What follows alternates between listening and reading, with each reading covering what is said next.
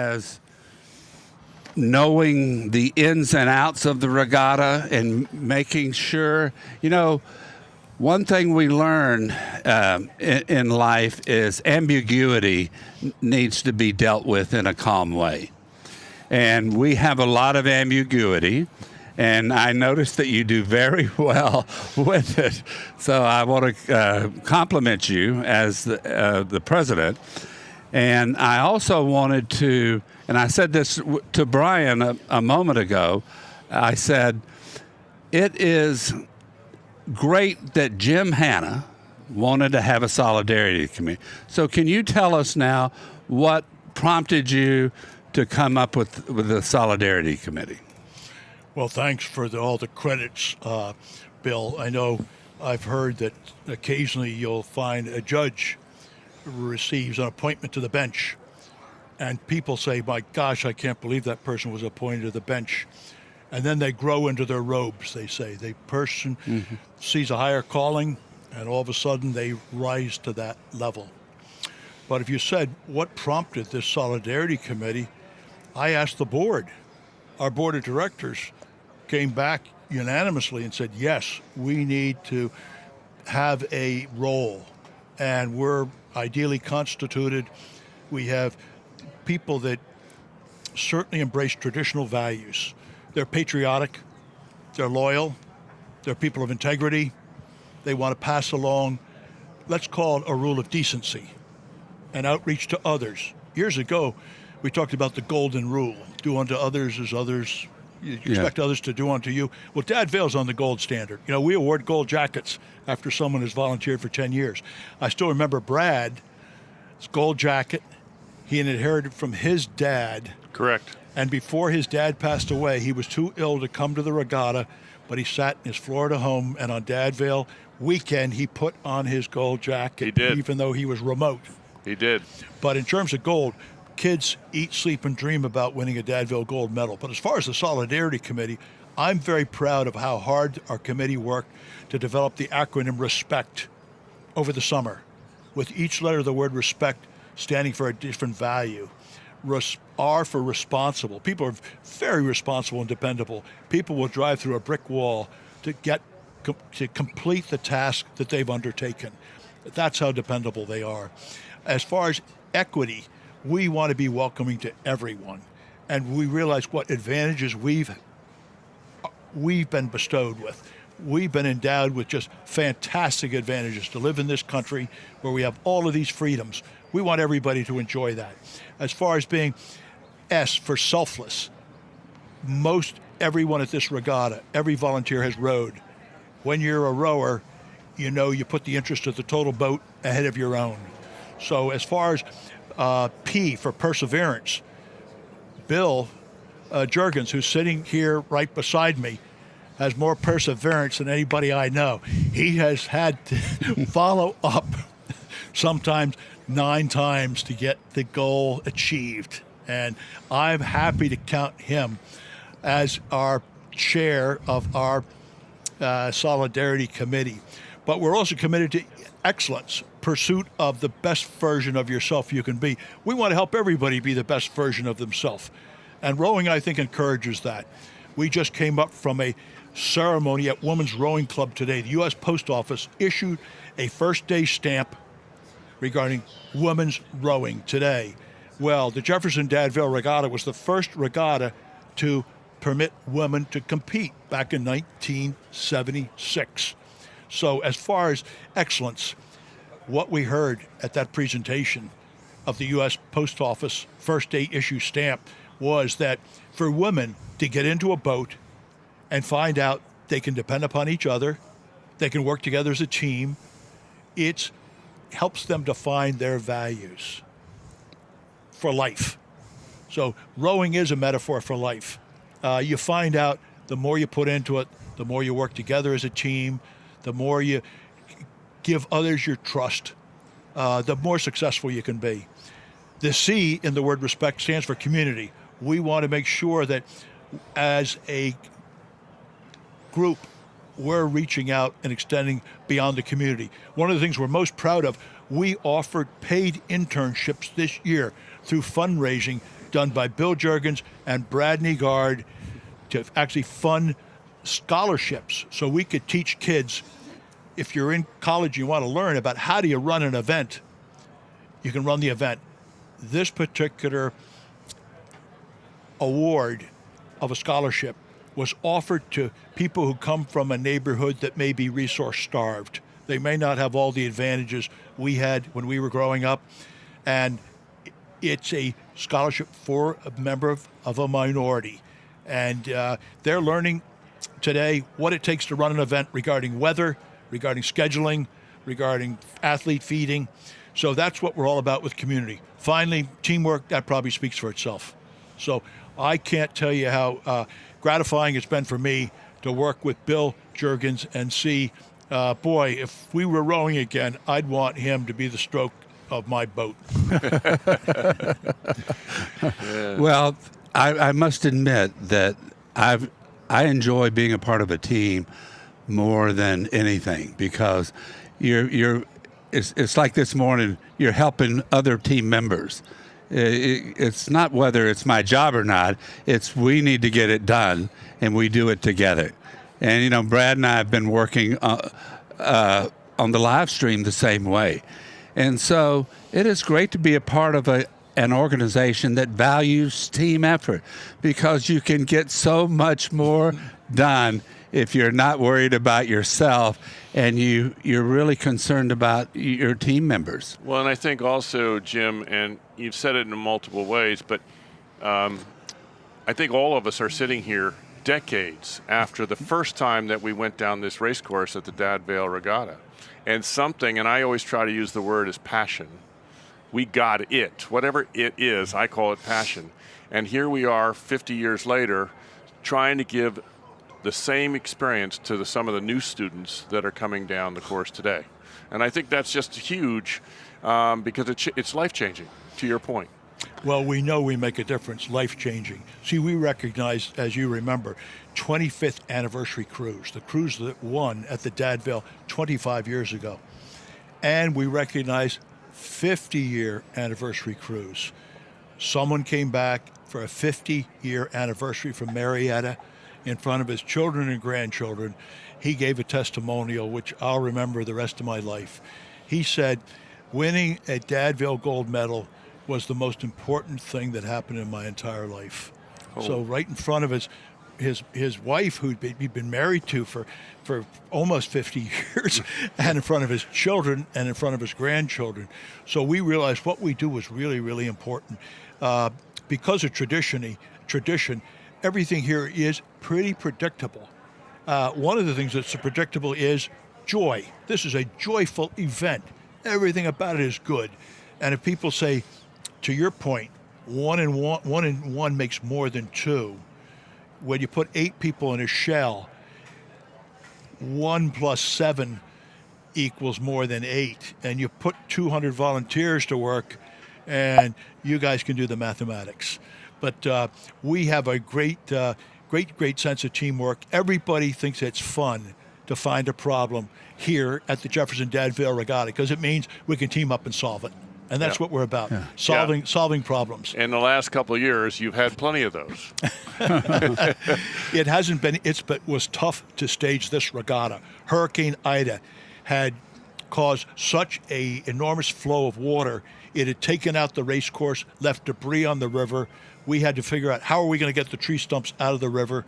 We had great help from Schuylkill Navy, great help from the city of Philadelphia, great help from Philadelphia Department of Parks and Recreation. We got the river cleaned up. We had to get a race course in. Now we've got a race course installed that's very, very fair. Once again, the races are going off at the Jefferson Dad Vale Regatta like Swiss clockwork, right on time. Right on time. And now we just wanted to tell people, enjoy the experience, because before you know it, this regatta will be over. And we'll be striking the canvas, striking the tents until next year. So you have to enjoy it while you're here. Yeah, and I've heard a lot of student athletes say that they're really glad their team is going back to the Dad Vale Regatta. I mean, not our own Florida Tech, but other teams. and they really like it here because this environment is an environment for them. I mean, it shows that when I went down to congratulate our team on winning a heat, they said, "Is that spaghetti for all of us?" Is that spaghetti for us? I said, "Sure, but you may want to wait till your coach gets back here first." I mean, there's so many nice things here. Well, we say we're far more than a regatta. As you know, if you want to row in the alumni competition after you graduate, we have alumni competition, corporate competition. If you're not, if you haven't rowed at Dadville, join a local Philadelphia corporation and compete against another crew on the water, your competition, instead of talking about them at the water cooler. That's a very old expression. Para rowing, we're the first regatta to introduce para rowing, but we do feed the athletes twice. And there's something about taking a meal with other crews that gives a certain flavor to this Jefferson Dadville culture that it just doesn't happen elsewhere. No other regatta that we know of feeds the kids twice at no charge. We feed them Friday and we feed them Saturday. And if they want seconds, they can go back and get seconds. And as far as being something special, I'm very, very proud of the fact we have an art poster contest for high school kids that may not be talented athletically, but they have an artistic ability. Sure. So we try to do far more. We give back to Philadelphia City Rowing, which serves the inner city kids in 4 ways. First, they teach them to row. Some of them have never seen the river the first time they come here. First, they have to learn to swim. So we teach them to swim so they can learn to row. Then Philadelphia City Rowing takes over, and they teach the kids how to row, but they say studies are all important. We'll tutor you. Keep your grades up, or you're not going to continue to row. We won't let you row. So they're tutored, they're encouraged to keep their grades up. Then they teach them about healthy diet. So these kids go home and they tell their family, no more chips. We have to eat in a healthy way. And finally, they teach them entrepreneurial skills. So it's a holistic approach to taking inner city kids and exposing them. And Dadville's not taking credit for this, but we've contributed over $40,000, almost $50,000 now, over the years towards Philadelphia City Rowing, a fabulous program. So we try to be far more than a regatta. We're all about giving back, making things a little bit better in the lives of everyone. Yeah, we learned through our efforts with the Solidarity Committee that instead of promoting opportunities through videos and explaining these opportunities, that we have to make sure the opportunities are available. In Philadelphia City Rowing, they talked this morning at the mayor's press conference, and they talked about, well, we have 90 high school students, and I think there was another category, but 90 that are full-time participants in our program, and they get all the benefits that you talked about. They're prepared. They're preparing them to take the SAT, and when you hear their voices on the video, their sincere, the students that participated, their sincere appreciation for being given this opportunity. What more could you ask? I mean, you're giving people opportunities. So that is a lot of what the Solidarity Committee is about. It's about giving opportunities to the communities around us. It's about bringing in vendors who may have thought that they didn't have an opportunity to be a vendor here, a minority, and the answer is we encourage and promote your participation with us. It's about the internship. It's about also increasing the numbers of minorities that we have in rowing throughout the United States. I think it's according to Lauren Vitas, it's 13%. There's 13% minorities that row. We need to do all that we can to encourage an increase in that participation. And we just had Brian on before you, and that's one initiative that he's working hard with is to make sure that colleges understand the benefits of rowing and that provide this opportunity to its students, particularly minority students. So all these things are important to us. And I don't think they would be as important if we didn't have a president like you and someone that really understands the value of why we have rowing. And it's not to teach skills and win medals. It's about teaching, providing improved self-esteem, about giving people confidence in themselves, about developing relationships with one another, about trusting people. All these qualities that are just a byproduct of the sport of rowing. We're not saying rowing's better than any other sport, but we're saying we know firsthand what rowing has done for each of us. And we want to make sure that that opportunity is out there for everyone. So we thank you for starting the Solidarity Committee. We thank you for always being present at every meeting of the Solidarity Committee. You know, you can say a lot of things, but if you don't do them, if you're not involved in it, then it doesn't mean a whole lot. But you're involved in it. We're all involved in it. And I think you're going to have another year of accomplishments by this committee. I'm just certain that everybody enjoys working with one another and that we believe we can accomplish anything that we set our minds out to. Well, I'm sure under your leadership, Bill, we will achieve those things.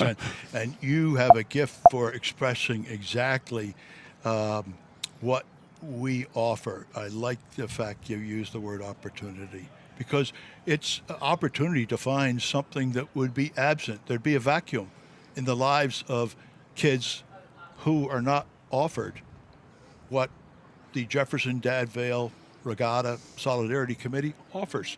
If we weren't offering it, there'd be a vacuum. Yeah. So thank you for being well. so You know, and I'll go even a step further.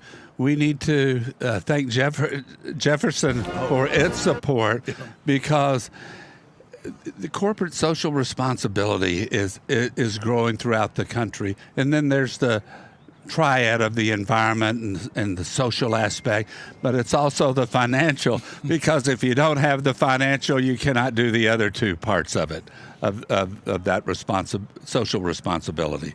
So let's just make sure that they know they play a major part in our accomplishments, because without them, we couldn't be doing what we're doing. Yeah, we have several partners that really support this program, and I guess you should go through those and thank each of us. But as far as Jefferson, and you have Independence, Blue Cross Blue Shield, and PICO, Coca-Cola, and then we have some of the universities and vendors that are also supporting it. So it's a really nice group of sponsors that make all this possible, actually. No question about it. We could not do what we do on entry fees alone. So thanks, Brad, for remembering everybody we should express our gratitude to. So, you know, it's been an interesting couple of years, because we were 4 years ago we had 100 and I think it was like 110 programs here. Last year was a return after a year off, and we had only 40 programs last year, and now this year we're up to 75, I believe it is. Almost doubling it. Yeah. So, but you know, we're almost doubled, but we're still 2/3 of what we were. So it has been, you know, I'm going to say the blessing of our sponsors that make this possible. You know, we haven't been able to make ends meet just with entry fees, as you say. So without the sponsors, that opportunity that Bill just spoke about, it just vanishes without the corporate participation. Thank you for providing a reminder. We need to give credit to Thomas Jefferson. Absolutely. Absolutely. University and health system for enabling us, and Independent Blue Cross, and PICO, and Coke. Absolutely. Absolutely. So we're going to join back to racing at 1:42 today. We have a total of 89 races today. So we're in about number 58, I believe we are now. So we've got another 41 to go. And they start to move into the second round of heats. So the the cream of the crops is starting to rise, or the cream is starting to rise, and the races are going to get more and more exciting as we go along. And I'm so thrilled to have our two announcers. We'll have them in front of the camera today, but we have Megan Calmo, who is a 4-time Olympian, as the female announcer, and Casey Baker, a past U.S. team coach, U.S. team member, and also a men's and women's coach, and a competitor, alum of Florida Tech here in the 70s. So it's a really nice dynamic, and they seem like they're doing a great job, and I hope the streaming audience is really getting a kick out of this, and we're really trying to raise this production to something that really is enjoyable to participate in. Well, I'd love to say hello to Megan and Casey and thank them before they're back on duty. If they're grabbing a bite to eat, will you excuse me? Absolutely. And thank you for having the chance to talk to our live streaming audience. This is terrific. I know that there are people around the world listening to you. Awesome. Thank you very much, Jim.